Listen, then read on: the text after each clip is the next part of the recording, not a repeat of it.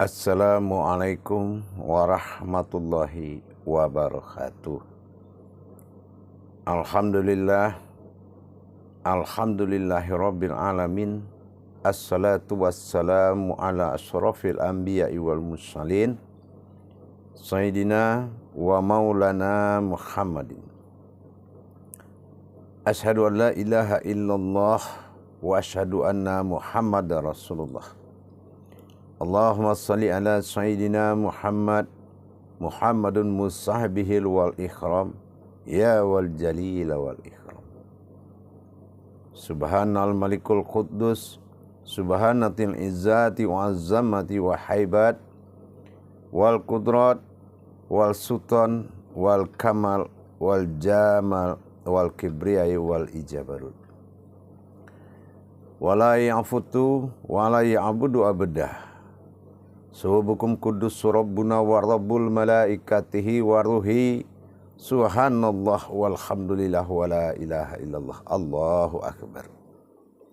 La nabiyya ba'da wa tahirin wal mujahidina amma ba'du.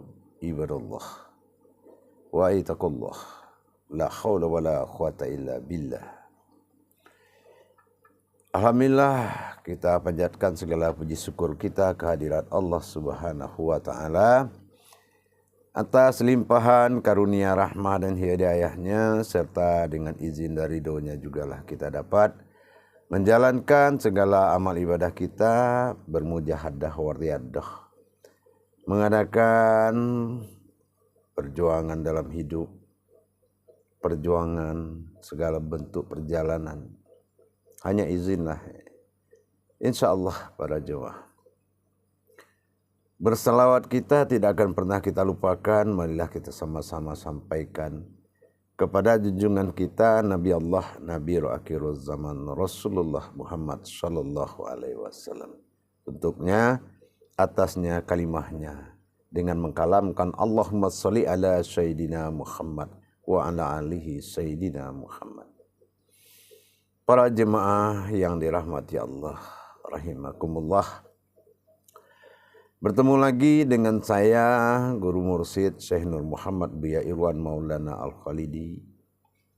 Tentunya dalam channel kesayangan kita, channelnya Kecintaan Umat, yaitu Buya Pasaman Timur.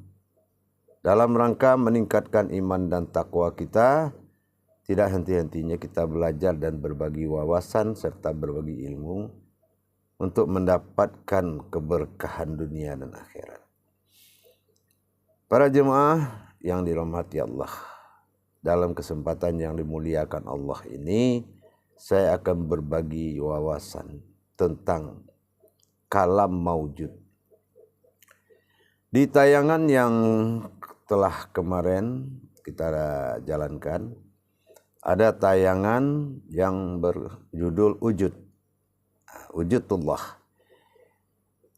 Untuk memahami dan melanjutkan daripada tayangan Wujudullah dengan judul Maujudullah, seperti yang pernah saya sampaikan para jemaah sekalian, apabila Allah sudah wujud dalam batin, dalam kerahasiaan, maka kita akan tersambung dengan Allah apabila bertajalli diri kepada Allah dengan melalui maujudnya. Hanya maujudnya lah yang dihalalkan oleh Allah untuk mendapatkan sebuah kedatangan daripada sifatnya sendiri. Maujudnya inilah yang dikatakan sifat bagi dia. Hal-hal yang tidak menjadi sifat bagi Allah, tidaklah Allah akui maujudnya. Apa-apa yang sifat bagi Allah dalam diri, ada yang berupa nur, ada yang berupa zat, ada yang berupa kodrat, ada yang berupa batin, ada yang berupa sir. Itu adalah maujud daripada Allah. Ada yang berupa sifat. Nah, apa yang maujud pada Allah? Nah, maujud pada Allah adalah sifat an-nazir, yaitu sifat yang nyata bagi Allah, kerahasiaan yang bisa dilihat, seperti Rahman, nah, maujudullah, wajah, yang bisa kita lihat. Nah, dalam hukum maujud, sudah saya bilang kan, maujud ini sangat banyak para jemaah. Maujud ini seperti nyatanya dalam seperti kalamnya jasad. Jasad inilah maujud dari nur, nur maujud dari zat, zat maujud dari batin, batin maujud dari sifat, sifat maujud dari wujud. Inilah rentetan itulah yang harus kita imani dan kita sampai kepada titik imanullah, yaitu bagaimana kita mengimani Allah bahwasanya Allah wujud pada diri perantara maujudnya. Itulah yang tidak mempersekutukan Allah dengan sesuatu.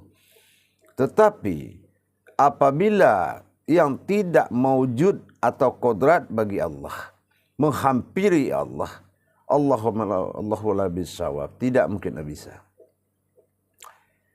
Dalam kalam la maujudun illallah, la maujudun illallah tadi seperti yang pernah disampaikan beberapa atat yang kemarin, la maujudun illallah, bukan la maujudun Allah. Yang la maujud itu tidak ada yang maujud illallah, melainkan dari ketuhananku berasma Allah. Jadi yang dikatakan maujudullah itu adalah tetap pada kodrat wujud. Cuma asma yang membuat sesuatu terjadinya perpindahan, yaitu lapisan pertama yang maujud. Lapisan pertama yang maujud dari wujud Allah itu adalah zat. Nah, dari zat lapisan pertama ini, inilah yang dikatakan batang tubuhnya Muhammad berasal dari zatnya Allah. Zatnya Allah inilah yang dikatakan nurullah. Nurullah ini adalah zatnya Allah. Itu lapisan pertama yang menutup dan merahasiakan wujud Allah tadi. Disinilah baru adanya tuntutan maujud. Tuntutan maujud apa? Karena setiap wujud yang naik, Allah berjanji ada zohir, ada batinnya. Waz-zohiru wal batin. Setiap wujud yang dijadikan, maujud yang dijadikan, itu akan memperlihatkan yang batin. Artinya akan memperlihatkan yang disembunyikan. Akan memperlihatkan yang tersembunyi. Bukan asal maujud. Maujud itu dijadikan wa-zohiru alal batinu. Zohir itu adalah untuk memperlihatkan yang batin. Dasar untuk mencari yang batin. Nah, inilah yang dikatakan maujudullah. Kenapa? Dalam kalamnya la maujudun illallah, tidak ada yang maujud melainkan sifatnya bernama Allah. Itulah yang diakui oleh Allah. Sifatnya yang bernama Allah, yang maujud itu apa? Ada 4. Yang pertama maujud yang ada dalam suatu kodrat. Apa yang 4 kodrat itu? Pertama alif lam lam ha, atau dikatakan dengan pertama adalah zatnya Allah. Itu yang maujud pertama. Inilah yang dikatakan menjadi dirinya Muhammad. Usul daripada zat tadi. Nah, yang kedua yaitu dinamakan dengan lam pertama, yaitu diri sifat. Nah, diri sifat ini adalah sebuah diri yang dinamakan dengan nur bagi Allah. Itu adalah bentuk hayat kehidupan daripada zat tersebut. Nur yang berasal dari zat. Ini dinamakan dengan nurullah. Nurullah. Berarti sudah alif lam lam. Nah, yang ketiga ha. Nah, inilah maujud ha itu akan menjadi suatu yang dikatakan dengan af'alullah. Af'alullah inilah sifat yang sangat maujudnya Allah yang paling menentukan. Nah, yang sangat menentukan adalah yang menghimpun daripada kodrat yang maujud itu adalah kenyataan Allah. Kenyataan Allah yang maujud pada diri kita. Inilah para jemaah sekalian. Jadi kalau yang diwujudkan oleh Tuhan ilah itu adalah maujudullah bernama Allah atau ya, bukan Allah yang kita abtarkan dalam sifat sembahan, tetapi adalah kodrat. Kita belum bercerita tentang sembahan, tapi bercerita tentang kodrat. Kenapa? Karena makom kajinya adalah usuluddin. Kalau usuluddin dikaji, berarti kita mengaji adalah sifat Allah dengan sendirinya. Para jemaah yang dirahmati Allah rahimakumullah. Kita mengkaji maujud ini artinya kita tidak mengkaji ada wujud lain selain dari wujud keilahannya. Yang ini yang dicari ini adalah Nah, kalau dalam kaji kodrat dalam tauhid, yang dikaji adalah Nah, sementara ini atau adalah nyata dan terlihat. Tapi kalau dia dia tidak nyata tapi ada. Nah, inilah sebutan Allah. Nah, ini belum bisa dikatakan Allah kalau alif lam lam ha yang dikaji. Nanti setelah dia menjadi terhimpun dalam satu maujudullah, nah ini baru kita bisa katakan ada itu. Karena di dalam sudah bersifat atau sir atau rahasia. Nah, kalau kita kaji usuluddin dalam maujud, itu maujudnya masih ilah, maujudullah. Nah, gitu. Jadi la maujudun illallah. Nah, masih dalam posisi ilah. Nanti setelah maujudnya ini sempurna, kita belum katakan di dalam makom kaji usuluddin tidak ada kaji kodrat Adam, kodrat Muhammad. Di usuluddin belum ada asma. Nanti di awaluddin itu baru ada asma. Nah, segala yang maujud ini belum terlihat suatu tempat dan makomnya. Nanti setelah di awaluddin, nah di sini baru ada makom. Ini adalah akan menjadi sebuah diri ihsan yang akan mencari kepada wujudnya sendiri. Ini yang dikatakan diri sifat. Maujud inilah yang dikatakan diri sifat. Nah, jadi dikala wujud Allah, yang pertama maujud itu adalah zatnya Allah. Nah, zatnya Allah itulah yang pertama maujudullah. Nah, setelah itu barulah berkehendak zat ini akan kekuasaannya. Setelah dia berkehendak dengan kekuasaannya, Allah berikan kehidupan yang semua asal terjadi dari kehidupan itu. Bukan hidup, tapi kehidupan. Apa itu? Itulah nur. Yang mana seluruh ruh itu berasal dari nur. Nah, itu masih nurullah. Nah, itu kodratnya masih nurullah. Jadi, itu belum dikatakan itu siapa nurullah. Belum diasmakan. Kita pun tidak boleh mengasmakan, itu kodratnya Adam. Nah, kita belum boleh sampai ke situ. Kita harus tetap pada prinsip kaji usuluddin dulu. Nah, kalau usuluddin dulu itu masih kodrat nur. Belum terasma dia. Begitu para jemaah yang dimuliakan Allah. Jadi dalam hal ini perlu kita pahami maujudullah itu adalah sesuatu kodrat yang belum di usuluddin diberikan nama. Ya, belum diberikan nama sama sekali. Tapi di awaluddin, disinilah kelengkapan, kesempurnaan sebuah maujud. Setelah diberikan asma, diberikan nama, disinilah maujud. Tapi bagaimana kita mencari sebuah maujud kalau kita tidak kenal ada lapisan wujud di dalam yang maujud? Inilah yang dikatakan setelah dia berasma, bersifat zahir, Dan setelah dia masih husna, itu bersifat batin, masih bersifat tersembunyi. Jadi kalau kita menyebut la maujudun illallah, tidak ada yang mewujud melainkan Allah, berarti itu sudah asma.